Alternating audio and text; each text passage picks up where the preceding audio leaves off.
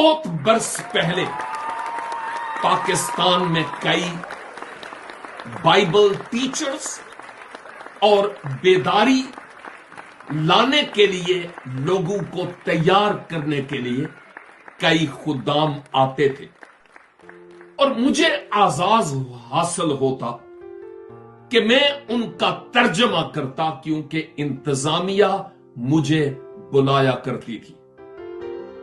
और अक्सर औकात यह होता कि वो जो स्पेशली टीचर उन सेमिनार्स में आते, वो खुदा के हुजूर दुआ करते और जितने भी हम पार्टिसिपेंट्स होते शुराका, हम सबको वो दुआ के लिए कहते और फिर वो ये कहते थे कि आप जो इस सेमिनार में इस वक्त मौजूद हैं, आप पाकिस्तानी नेशनल हैं, हम पाकिस्तानी नहीं हैं, लेकिन हम पाकिस्तान से प्यार करते हैं। पाकिस्तान के लिए हमें बोझ है, जिस सबब से हम दूर के मुल्क से पाकिस्तान आए ताकि पाकिस्तान में खुदा एक बड़ी बेदारी लाए।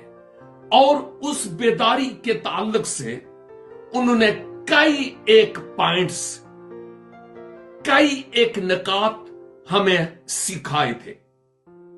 उनमें से एक ये था कि क्यों ना हम अब बारी बारी मुल्क पाकिस्तान के बिहाफ पर दुआ करें, यानी पाकिस्तानियों के तरफ से हम दुआ करें। और उस दुआ का असर बड़ा था और मैं उस दुआ को कभी नहीं भूलूंगा। मसलन आपके कहने का मतलब यह था कि यूं दुआ करें कि ऐ खुदावन, हमने तेरा गुनाह किया।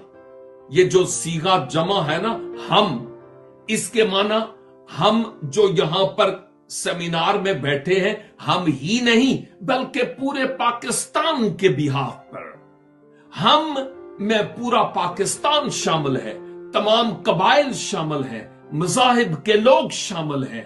हमने तेरा गुनाह किया, हमने इस धरती पर खून बहाया है। हमने तो नहीं किसी का कत्ल किया और खून बहाया था, लेकिन हम पाकिस्तानियों के बिहाफ पर दुआ करते थे। और ये कि शुमाल से जुनूब तक और मशरक से मगरब तक ला कानूनियत का हम इकरार करते हैं। और जो लहू की एक बड़ी चादर, नादीदनी चादर इस पूरे मुल्क पर तनी हुई है, हम आपके हुजूर इकरार करते हैं, हमने खून बहाए, हमने कत्ल किए और मजहब के नाम पर सवाब कमाने के लिए बहुतों को काफिर कह के उनका काम तमाम किया। ओ रब्बुल आलमीन, हमें मुआफ करें, हमें मुआफ